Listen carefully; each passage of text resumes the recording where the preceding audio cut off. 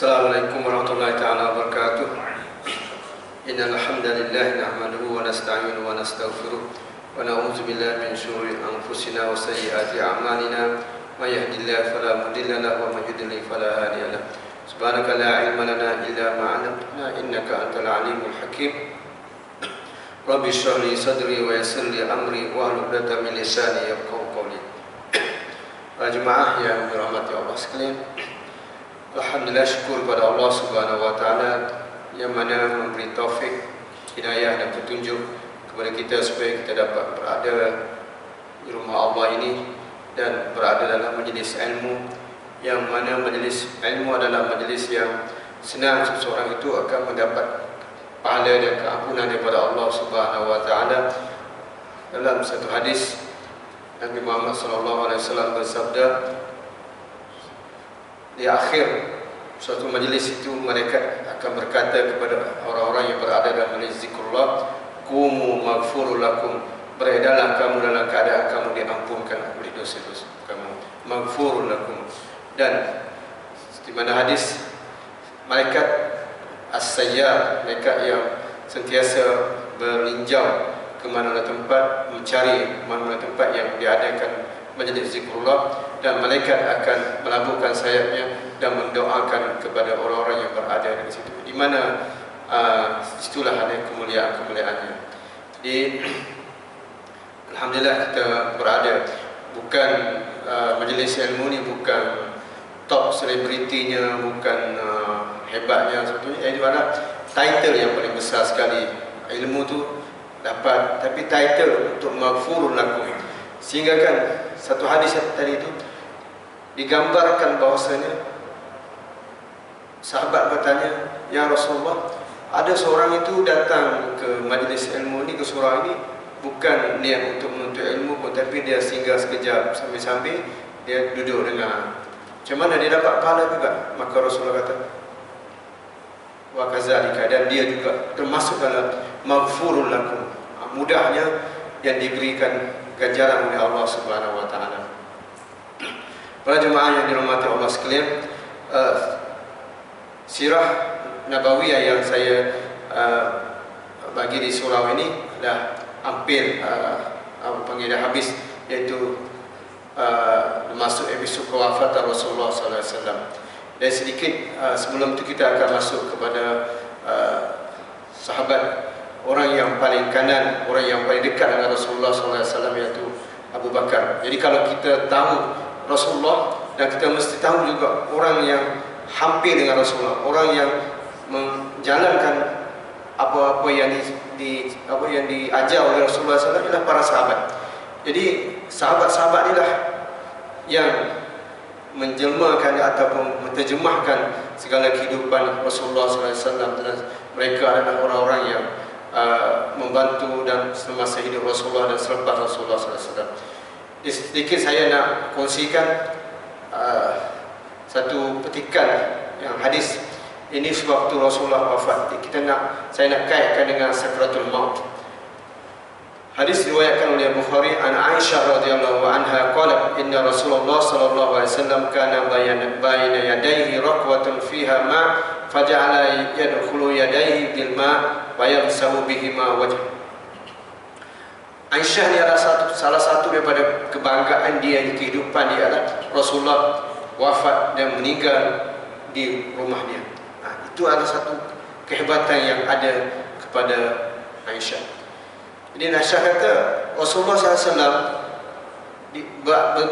berada di hadapan dia tu satu inak, satu bekasan daripada air, satu bekasan, kita kata satu panggil bukan gelas lah, satu mungkin satu bekas daripada air. Dan Rasulullah sentiasa sewaktu ini perkara ini berlaku sewaktu Rasulullah hampir-hampir dah wafat. Rasulullah sakit dah sampai hari yang ke-12 dah sakit. Mana hari kematian Rasulullah ini, Rasulullah sentiasa mengambil air dalam bekas dia tu, dan dituang disapu-sapu berpeluh, dia keluar berpeluh banyak sangat. Dan sewaktu inilah Rasulullah, Aisyah bila nak sapu muka Rasulullah, Aisyah tak sapu dengan tangan dia sendiri. Malah Rasulullah mengambil, pegang tangan Rasulullah dan sapu ke muka Rasulullah. Ini tangan yang mulia ni. Itulah padahal Aisyah ni isteri dia. Rasulullah, Aisyah tidak lagi menyapu muka Rasulullah ini, melainkan dengan tangan Rasulullah sendiri, dengan dibantu oleh Aisyah. Betapa hebatnya Aisyah ini. Maka sewaktu dia menyapu kalau orang Batam panggil jelung kepala. Jelung kepala ni ambil air, sapu sebab panas kan. Sebab kalau kita panas kepala ni dengan air sangat pentinglah. Kita siram kepala semua supaya dia boleh jadi sejuk. Maka sewaktu Rasulullah sapu muka dia itu, maka Rasulullah kata, la ilaha illallah innalil mauti sakarat. La ilaha illallah innalil maut, sesungguhnya ada kematian itu sakarat. Maknanya Rasulullah seorang yang dijamin syurga, yang maksum dan segala-galanya. Kita kesayangan Rasulullah dan kesayangan Allah, maka Rasulullah pun ada kesakitan di maut. Bagaimana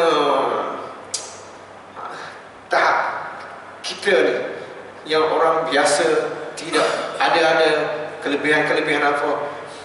Innalil maut, sesungguhnya kematian ini sakarat, adalah kesakitan yang sangat. Sebab itu Rasulullah basuh muka dia dengan basuh muka yang berpeluh. Hatta maka summa nasabayadu, maka dia sapu muka dia dengan air sehingga dia sampai, dia kata waktu Rasulullah dipilih sama ada untuk Rasulullah nak yabqa, untuk kekal sebagai selama-lamanya, dan untuk berjumpa dengan Allah Subhanahu wa taala. Maka Rasulullah berpilih fir rafiqil a'la, iaitu nak berjumpa dengan Allah yang maha tinggi. Hatta sehinggalah qabida wa matat yadahu, sehinggalah dia sapu sini, sehinggalah jatuh tangan dia itu. Ini maknanya sewaktu Rasulullah menghadapi sakaratul maut itu adalah sangat-sangat sakit kan? Sangat-sangat sakit. Sebab itu Rasulullah, kalau Rasulullah tak sakit, Rasulullah taklah kata innalil mauti sakarat. Jadi Masya Allah, ini kalau kita bandingkan dengan kesakitan Rasulullah ini dengan kita sekarang ini, sebab itu ialah bagaimana kita nak semua orang tu akan melalui sakaratul maut. Sebab itu dalam sakaratul maut ni adalah satu awal, orang panggil intro untuk kepada alam ghaib. Okay. Kepada alam ghaib ni adalah sakaratul maut, kematian itulah alam, maknanya pintu kepada alam ghaib. Selepas mati itu, masuk alam kubur itu masuk alam ghaib yang pertama, alam ghaib. Di situlah alam ghaib fil akhirah. Sebahagian daripada akhirat itu ialah barzakh, itu ialah pemisahan di antara dunia dan akhirat, dunia dan hari akhirat. Jadi fi rafiqil a'la. Sebab itu seorang sahabat dia ambil tangan, letak nama dia Abi Sa'id Al-Khudri, mengatakan bahawasanya bila letak di atas dahi Rasulullah ni, hararah, kepanasan itu sangat-sangat panas. Ma asyadda, maknanya sangat-sangat panas. Ma asyadda harrah, maka apakah yang sangat panas sangat demam kamu ya Rasulullah? Maka Rasulullah menjawab, inna kazalika yushaddidu alaina al-bala. Demikianlah juga kami digandakan kepada kami ujian, wa yudha'ifu lana al-ajr, dan kami akan digandakan pahala. Sebab Rasulullah kata sesungguhnya kesakitan dia ni adalah melebihi daripada seorang lelaki lain, berganda daripada kita. Sedangkan sebab nak dapatkan pahala itu. Sebab itu fitnah yang paling besar sekali adalah fitnah pada sakaratul maut. Sebab itu kita lihat dalam satu hadis daripada Al-Barra, hadis ini panjang. Dia kata seseorang itu bila sampai kepada falaula iza balaghatil hukum wa antum hina tanzuru wa nahnu aqrabu ilaikum walakin la tubsirun. Sewaktu sakaratul maut itu, malaikat akan datang menayangi maq'adahu, tempat-tempat duduk dia next nanti apa yang akan berlaku itu, mereka dah datang menayangnya. Sebab itu di antara itu ada dua roh. Roh yang thayyibah, roh yang baik itu dia akan ditayang dengan mendatangkan kegembiraan. Sebab itu kita lihat sebahagiannya jenazah itu dia tersenyum. Sebab dia dah nampak vision 3D yang ditunjuk oleh malaikat itu kepadanya, the next step, macam mana dalam keadaan yang baik macam tu. Maka dalam hadis itu, maka akhirnya dia ditunjuk situ, maka didatangi dengan malaikat dalam keadaannya untuk mengambil nyawanya dan keadaan yang lembut. Dan dikatakan seolah kita menuang air saja, kita tuang air dalam gelas saja, dipisahkannya. Selalu ringan sebutannya, cara tarikan daripada nyawa itu. Sebab itu dia kata, ya ayuhan nafsul mutmainnah, irji'i, kembalilah kamu kepada Tuhan kamu dengan keadaan lembut. Maka pergilah dia, dicabutlah nyawanya, dibawa naik ke atas dan diberitahu kepada salangi ke atas 1, 2, 3, 3, 4 sampai jumpa dengan Allah. Maka ditanyakan, apakah mahya, siapakah roh ni? Roh ni dari mana? Siapa nama? Maka semua mereka mengucapkan kegembiraan dengan roh yang baik, yang wangi ini. Dikafankan, dibawa dengan, dibalut dengan roh, dengan satu kain yang wangi, dibawa ke atas, maka diterima dan terusnya akan dibawa ke bumi. Begitu juga dengan roh yang jahat itu, ditunjukkan maka adahu, tempat-tempat yang jahat itu. Sebab itu dia fazi', dia macam terkejut, terlalu macam ketakutan, sehingga kan tidak beliak-beliak mata dan sebagainya. Itu sebahagiannya yang ada, yang tak nampak pun ada kan, sampai macam tu. Dan ditunjukkan tempatnya, maka dicabut dia, seolah dikatakan seolah kita cabut bulu kambing yang kering, yang basah, yang kering dah sikit, yang basah sudah, yang basah dicabut tu macam mana nak diseret, dikeluarkan daripada roh itu. Itu sakaratul maut yang terusnya. Dan hadis ini panjang. Hadis ini sampai kepada maka bila disampai kepada jenazah dibawa dikuburkan, maka Allah turunkan roh dia bersama dengan jenazah sewaktu dia berada dalam kubur. Maka itulah malakani, datang dua malaikat, yaq'udani, menundukkan dia, fayasalani, maka ditanya, ma rabbuka, siapa Tuhan kamu, wa ma dinuka, siapa agama kamu, wa ma nabiyuka, dan siapa agama kamu, siapa nabi kamu. Maka tiga soalan itu senang saja untuk dijawabnya, tapi jawab di bawah tanah, bukan di atas tanah. Kalau di atas tanah bila masa berjawab, tapi di bawah kita dah tahu alam.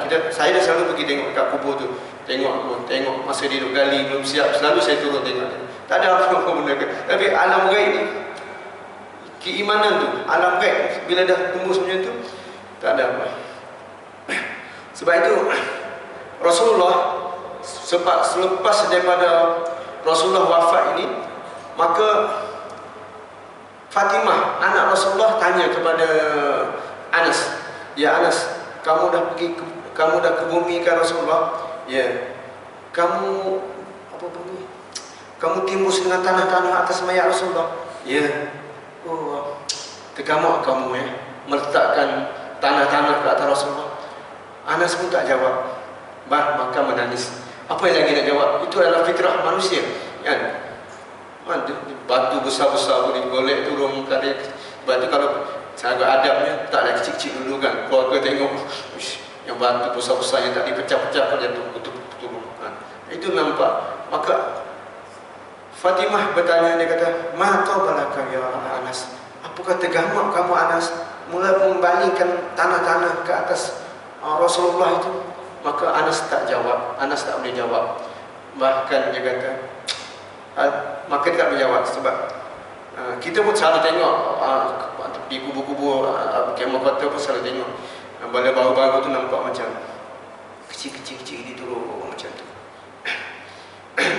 Itu maknanya saat-saat itu, saat Rasulullah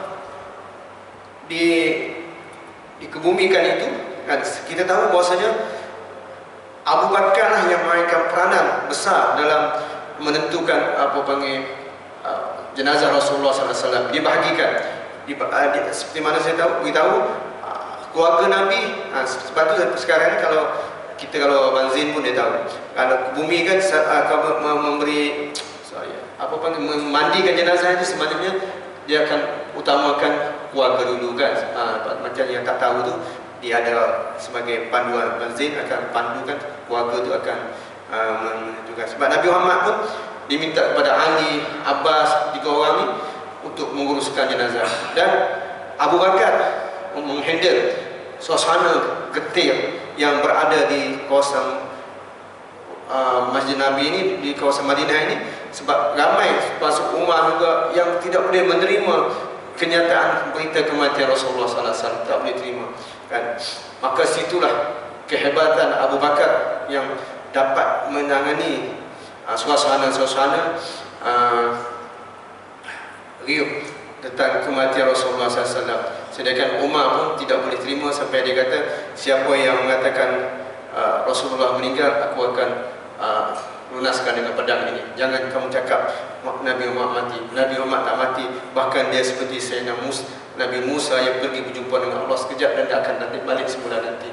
Betapa cintanya mereka kepada Nabi Muhammad SAW. Kita lihat kat sinilah. Sebab itu kata seorang sahabat, dia kata masa-masa Rasulullah ada, kita ada 2 kebaikan. Satu kebaikan yang ada pada Rasulullah bersama tu, satu lagi kebaikan kita berada istighfar. Tapi sekarang ni kita ada satu kebaikan sahaja kita sekarang, yang mana istighfar. Saya tak ingat hadis kan yang kata kamu akan, Al-Quran maksudnya, kamu akan diberi rahmat oleh Allah selagi mana kamu beristighfar kepada Allah Subhanahu Wa Taala. Itulah yang ada kebaikan yang dikatakan oleh sahabat tadi, adalah satu kebaikan yang ada lagi satu saja. Selagi kamu akan diberi kamu tidak akan diazab oleh Allah Subhanahu. Maksudnya kamu tidak akan diazab oleh Allah Subhanahu Wa Taala selagi kamu beristighfar dengan Allah Subhanahu Wa Taala. Inilah sebab itu innama yufassabiruna ajruhum bighairi hisab. Sebab itu semuanya Allah memberi pahala banyak kepada orang yang sabar dengan tanpa hisab. Tidak ada had orang untuk bagi orang yang sabar. Di sinilah kita lihat bahawasanya kematian Rasulullah itu adalah satu kesedihan yang besar berbanding dengan kehadiran Rasulullah SAW. Sewaktu ke Madinah dulu dipenuhi dengan kegembiraan, tala'al badru alaina, disambut-sambut sebagainya, semua penuh keceriaan dan sebagainya. Tapi bila kewafatan Rasulullah SAW ini adalah satu kesedihan. Sebab itu satu hari Jibril datang kepada Rasulullah SAW, mewasiat kepada Nabi Muhammad SAW. Yusi Rasulullah SAW. Rasulullah apa? Jibril memberi wasiat kepada Nabi Muhammad SAW, dan begitu juga kepada kita. Ja'ani, kata, ya Muhammad, wahai Muhammad, ish ma syi'ta, hiduplah kamu ke mana kamu nak, 20 tahun, 30 tahun, 40 tahun, kalau kamu nak macam mana pun Allah akan bagi semua. Tapi fa innaka mayyitun, tapi satu hari kamu akan mati. Macam kita juga boleh hidup mana-mana pun, tapi tak ada lagi sejarah kat dunia ini orang tak mati. Ada tak? Oh, saya keturunan saya ni mati lewat-lewat, umur 70, 80 tak mati, 90. Tak ada. Isma syita, hiduplah kamu nak macam mana pun. Fa innaka mayyitun, semuanya kamu akan mati. Suatu hari tidak ada siapa yang tak akan mati. Dan bila mati itu berkuasa tak ada lagi dah. Sebab itu bila mati inilah satu bendanya yang tidak boleh ada pengalaman. Dan kita boleh pengalaman sakit, kita boleh pengalaman apa-apa benda, tapi pengalaman mati nak balik semula tak boleh. Itu pengalaman mayit, dan kita tak tahu sama ada orang tu bahagia ke, sama ada tak bahagia ke, sebagainya. Kita tak tahu, kita tak boleh hukum orang tu. Wahbab, dan cintalah kamu masyita. Wahbib, dan cintakanlah masyita, apa yang kamu nak.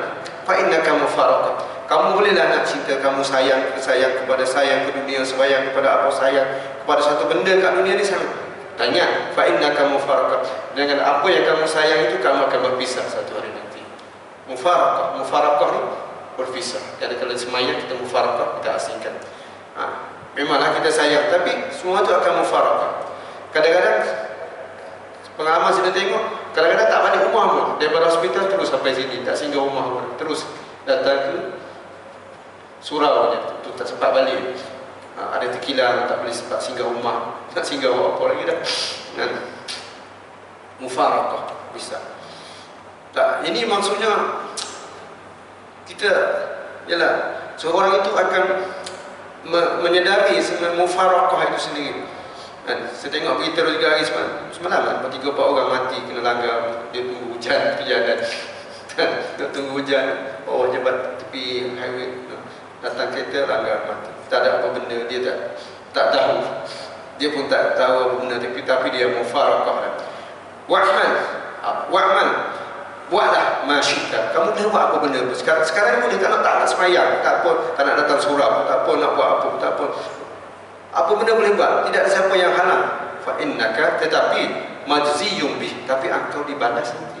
Tapi majziyun, jaza, tapi kamu akan dibalas nanti dengan apa yang kamu buat nanti. Kamu akan dikira, kamu akan dihisap. Sama ada kita nak ikut Allah ke, tak nak semayang ke, nak buat dosa semayang kan. Fa innaka majziyun bih, sesungguhnya kamu akan dibalas dengannya, dengan amal yang kamu buat. Ini selalunya sekarang ni maknanya dalam umat Muhammad ni dia tidak dibalas seperti umat-umat dahulu. Sama ada orang yang lagi banyak wasiat, lagi dia banyak dapat kemewahan, istidraj, lagi dia mudah dapat perolehi keduniaan, kesenangan, berbandingkan yang sentiasa berdoa kepada Allah Subhanahu Wa Taala hari-hari tapi tak juga dapat kemewahan, kesenangan. Ini yang kita buat ni. Wa'lam, dan satu hari dan Nabi berpesan lagi, ketahuilah anna, sesungguhnya syarafatul mu'min, kemuliaan orang mukmin itu qiyamul lail. Qiyamul lail itu mendirikan malam. Ini yang susah ni kan. Kadang-kadang saya terfikir dari diri saya kan, ada tak kita pernah benda-benda yang besar-besar yang kita nak bawa tu, contoh kata untuk jauh daripada azab kubur, baca surah Al-Mulk, baca tak? Ada untuk dapatkan sinar di antara mereka, baca Kahfi, baca tak? Ada doa ayat kursi, baca tak? Ada qiyamul lail, buat tak? Witir, buat tak? Benda-benda tu kadang-kadang bukan nak kata ada orang tu dia tak pernah cukup solat jemaah 5 waktu sehari. Jadi itu basic kan. Sebab itu dalam seorang alim ulama Turki dia kata, la tatrukul masajid, jangan tinggal masjid, jangan tinggal. Sebab apa? Huna baitullah, ini rumah Allah ni, bukan surah Al-Ra'd, rumah Allah. Kiraan basic reward yang Allah bagi bersama dengan rumah sini dengan rumah berbeza. Dan masuk saja ke pintu saja dah alam lain Baitullah. Dia kata huna Baitullah, di sini rumah Allah. Kamu kena ada adab, kena ada cara dia, kena ada display dia, kena ada cara dia. Huna allazi yunadikum. Yang ni saya tak pernah dengar lagi. Dia kata di sini tempat yang senantiasa dipanggil orang untuk solat. Yunadi ni mana panggilan, azan mesti dibuat di masjid, tak boleh buat dekat mana-mana simpang ke. Kita buat kat tengah-tengah jalan tengah supaya tak. Di mana-mana tempat surau tu di masjid yunadi, diazankan.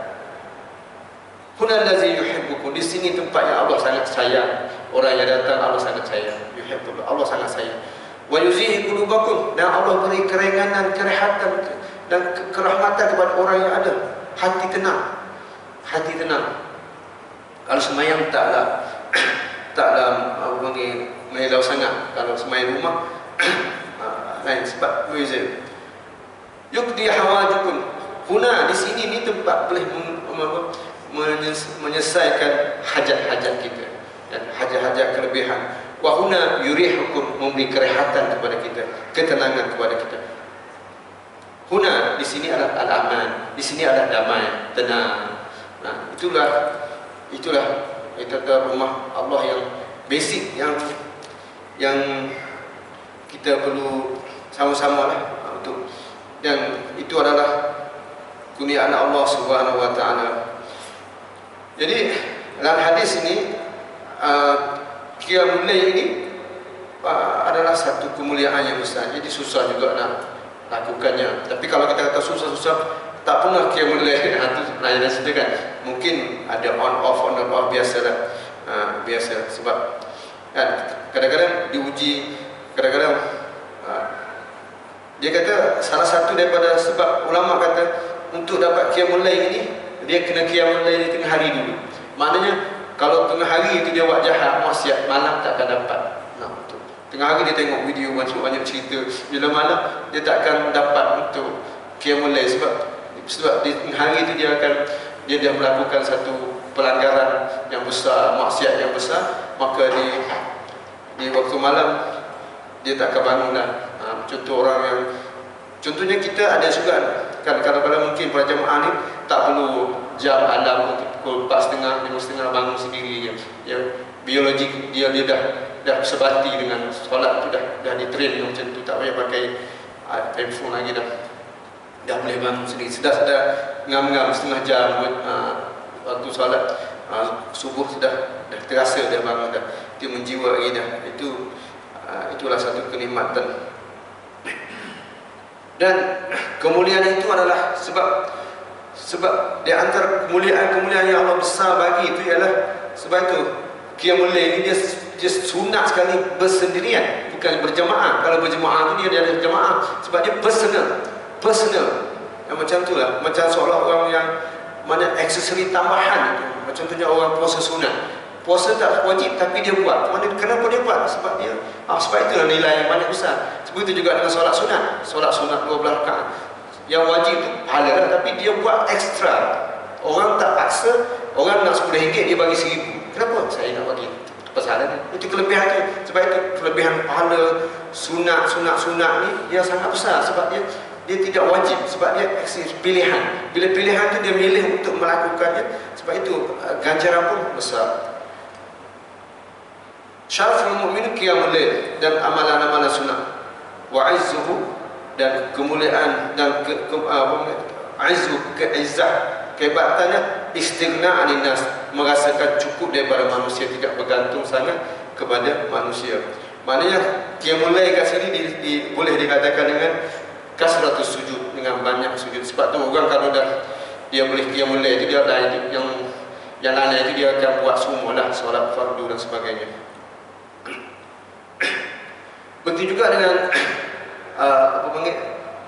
ish ma syi'ta, maknanya fa innaka mayyitun, tidak ada siapa, kullu nafsin za'iqatul maut, setiap yang hidup itu pasti akan merasa maut, kematian itu.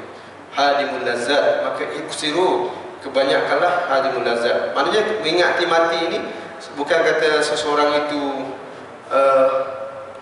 putus asa. Sebab itulah satu hadis kata, kalaulah kamu dengar kemat saja, berlaku kemat, kamu ada di tangan kamu ada satu biji benih, kamu tanam juga. Walaupun sebiji-biji. Macam kita dah makan buah durian sekarang, bukan orang sekarang tanam, mungkin orang 20 tahun dulu tanam. Macam umur saya manggis sudah, saya kecil lagi dah ada kan. Sekarang saya 57, ada manggis 57 tahun, saya ingat 100 lebih sebab orang yang tanam dulu. Maka itu maknanya pahala orang tu, dia tanam. Maknanya istighna 'anil nas ni mana tidak meminta-minta kepada manusia, tidak berhajat pada, hanya kepada Allah Subhanahu wa taala dia memohon.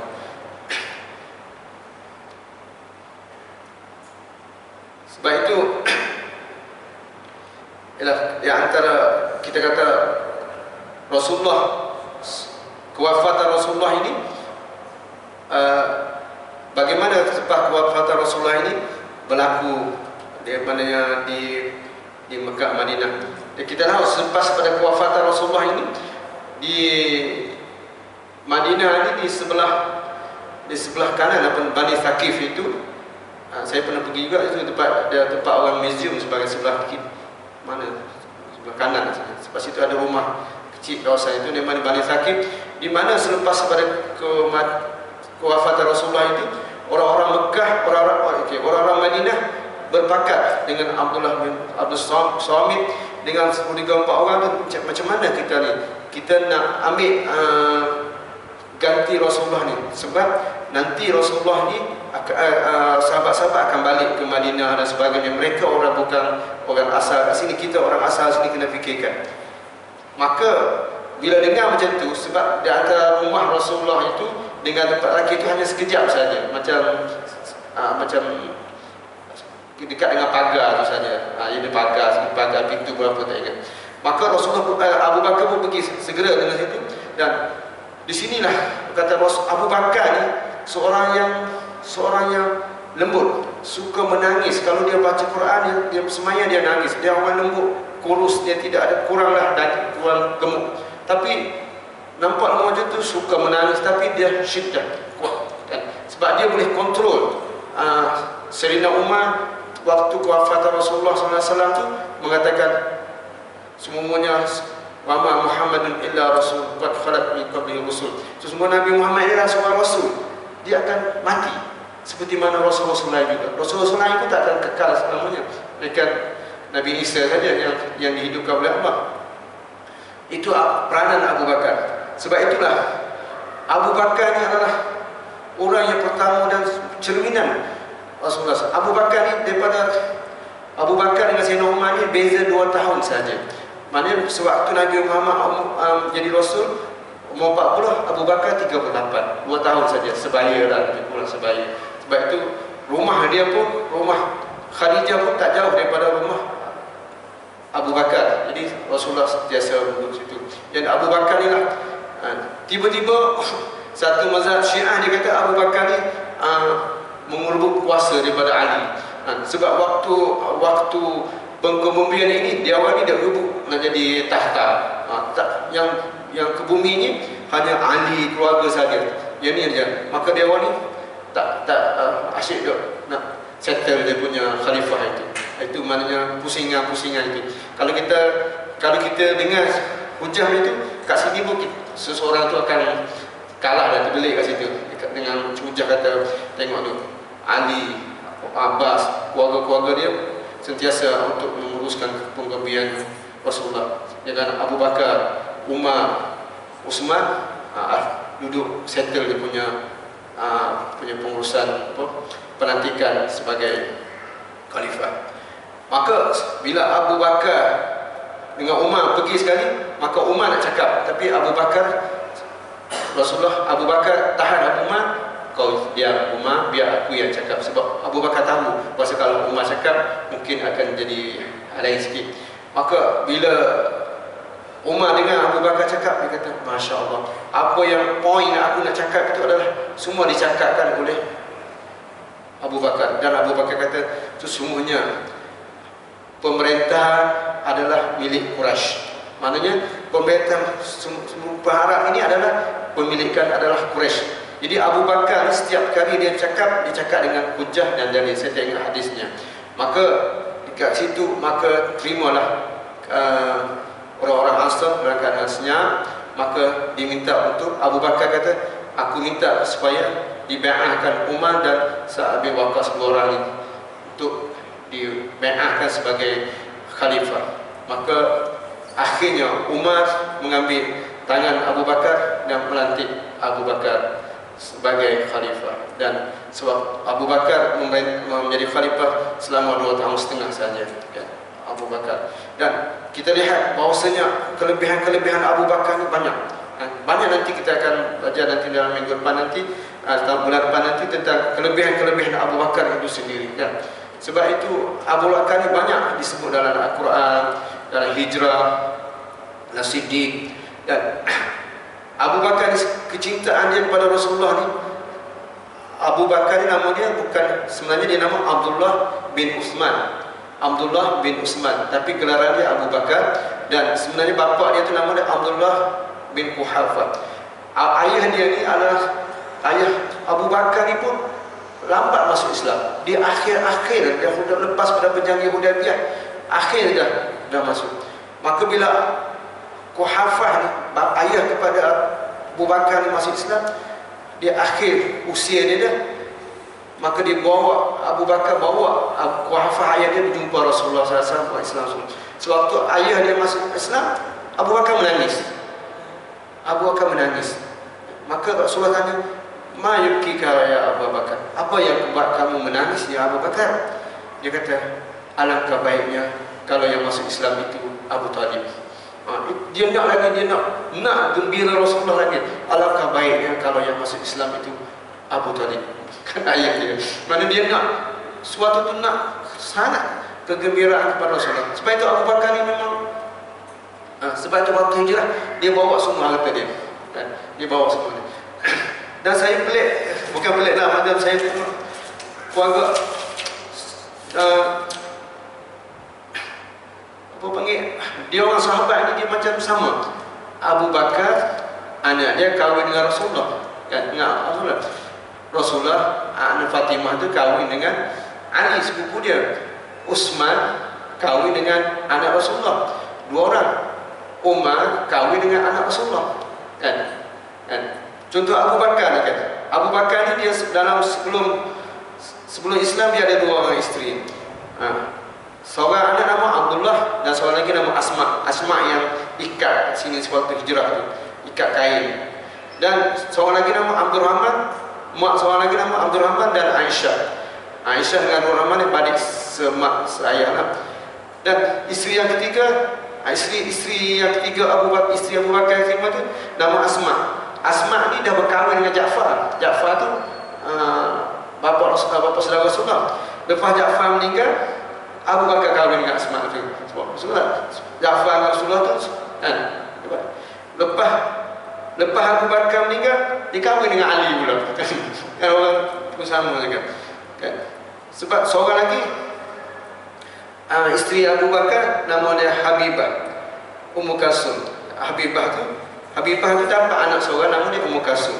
Ummu Kalsum tu kahwin dengan Ali. Mana selepas Fatimah meninggal, Ali kahwin dengan anak Abu Bakar, menantu Abu Bakar juga, kan? Jadi macam mana Rasulullah Ali ni marah kepada Abu Bakar sebenarnya bapa mertua dia, kan? Yang penting mana masalah kekeluargaan tu macam, kan? Apa sangat boleh kita sekarang ni nak bagi besan dengan anak sama kawan pun susah dah. Apatah lagi nak isteri dia ni mati, kahwin dengan isteri dia, bukan apa, janda armalah baru, kan? Maknanya kat situ, kan? Sebab itu selepas sehinggakan Umar, satu masa Umar Hafsah, anak saya Umar nama Hafsah. Selepas dia suami Hafsah tu meninggal, Umar beritahu Utsman, kahwin dengan anakku.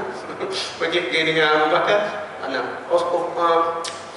Maka Umar pun sedih, dah pelawar ke Abu Bakar pun tak nak, pelawar ke Utsman pun tak nak.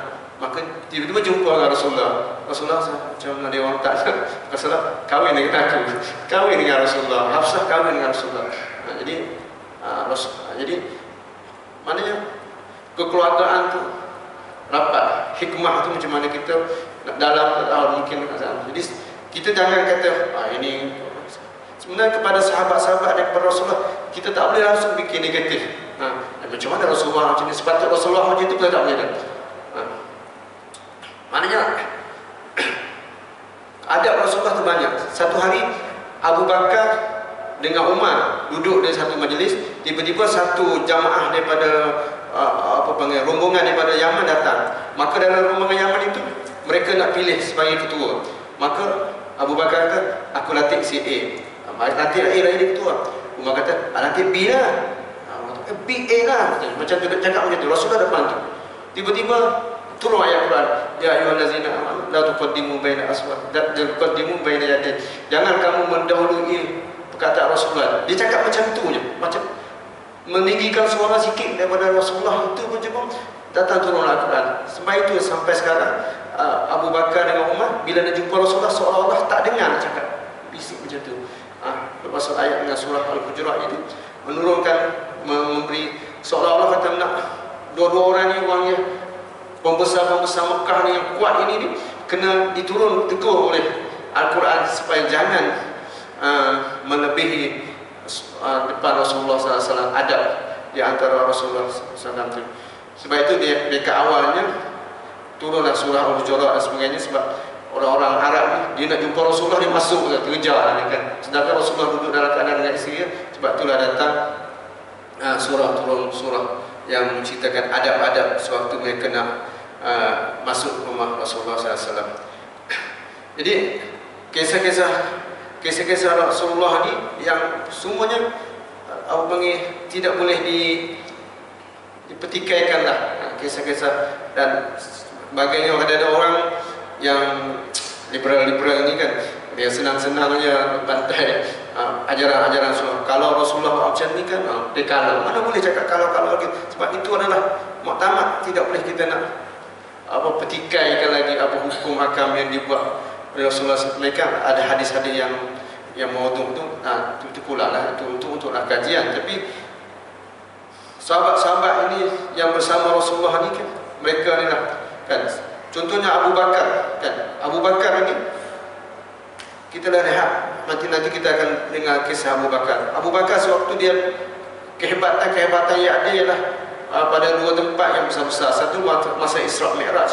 Masa Isra' Mi'raj ini Rasulullah bersama dengan pembesar-pembesar Quraisy menerangkan bagaimana perihal tentang Isra' Mi'raj. Maka datang Abu Jahal pergi kepada Abu Bakar, yaz'amu, wahai Abu Bakar, yaz'amu sahibuka yaz'amu, kawan rapat kamu mendakwa dia pergi ke Palestin dan dia balik. Kalau kata Abu Bakar, kalau betul yang dikatakan itu daripada Nabi Muhammad, maka lebih jauh daripada itu pun aku percaya. Maka datang tu ayat Quran, saddaqa, mana tasdik itu, maknanya kita kalau kata ada kawan kau itu, iyalah kita pun betul kan, dia tak boleh tak percaya, bukan kita terus nambah pula, aku pun dah syak juga macam tu, aku pun rasa betul juga. Tak Abu Bakar terus mempercayai tentang apa yang dikatakan oleh Siddiq, membenarkan apa yang dikatakan oleh apa yang berlaku. Dan begitu juga sewaktu hijrah. Sewaktu hijrah itulah satu kegembiraan besar kepada Abu Bakar, di mana Rasulullah meminta Abu Bakar supaya menangguhkan perjalanan pergi ke Madinah. Sebab hijrah ini adalah wajib. Hijrah adalah wajib bagi semua Muslim, melainkan orang yang ditahan ataupun orang sakit saja. Yang lain wajib menempuh hijrah. Maka Abu Bakar ditahan, sedangkan orang lain dah pergi belakang dah. Maka suatu akhirnya sampai Abu Bakar mengambil proaktif menyediakan 2 ekor kuda, 2 ekor kenderaan untuk mereka pergi ke Madinah. Dan bila Rasulullah beritahu bahawasanya Allah dah mengizinkan mereka berhijrah dan memilih Abu Bakar sebagai temannya, maka waktu itulah Abu Bakar menangis esak-esak seorang budak yang menangis sebab kegembiraannya untuk menjadi suhbah yang mana company, kawan seperjuangan yang untuk menuju ke Madinah. Jadi maka Rasulullah sewaktu daripada kehidupan Rasulullah itu, di akhir-akhir hayatnya banyak Rasulullah memberi isyarat kepada Abu Bakar supaya menjadi imam, supaya mengganti dia. Tapi Rasulullah tak memberitahu kata siapa dia yang akan menggantikan Rasulullah. Tidak bagi jelas. Cuma hint itu Rasulullah sangat kasih kepada Abu Bakar dan sangat sayang kepada Abu Bakar. Tapi bukan disebabkan adalah Abu Bakar itu bapa mertua dia. Tidak. Maka banyak suatu Rasulullah sakit dulu, Rasulullah minta kepada Abu Bakar menggantikan Rasulullah sebagai imam. Maka tidak suruh orang lain. Soalnya Abu Bakar saja. Kalau kat situ pun Abu Bakar dah tahu dah. Aku ni Rasulullah dah suruh aku ganti imam ni. Akulah menjadi Rasul. Akulah menjadi ganti. Tak. Abu Bakar tidak menggunakan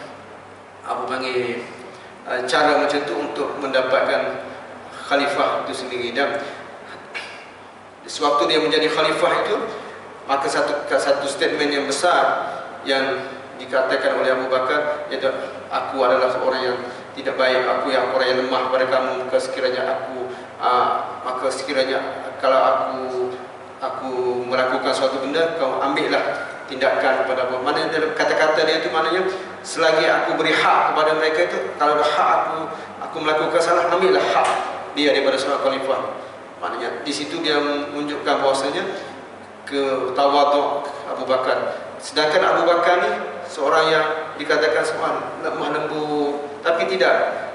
Bila masa Rasulullah wafat, maka timbullah kekacauan di sudut di hujung-hujung Mekah, di Yaman dan sebagainya.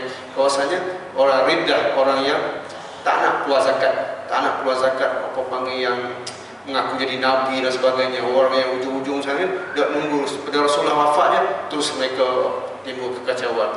Maka Abu Bakar sewaktu dia timbul riddah, orang tak bayar zakat itu, Rasulullah menghantar rumah perang. Maka Sayyidina Umar tanya, "Ya Abu Bakar, kenapa kamu hantar perang kepada orang yang berzakat?" Maka Abu Bakar kata, "Aku tidak membezakan di antara solat dan zakat. Semuanya adalah fardu. Siapa yang menghalang daripada zakat, aku akan memeranginya juga." Jadi insyaAllah sebenarnya kita akan mengikuti kisah Khulafa Ar-Rasyidin, iaitu bermula daripada Abu Bakar, Umar, Utsman dan Ali radhiyallahu anhum ajma'in.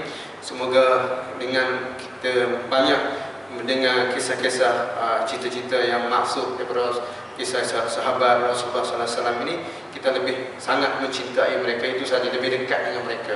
Dan itu kisah-kisah ni jaranglah, lebih kepada remaja-remaja lagi lah susah nak di cerita-cerita lain pula yang dihafal. Itulah masa fitnah sekarang ini kan.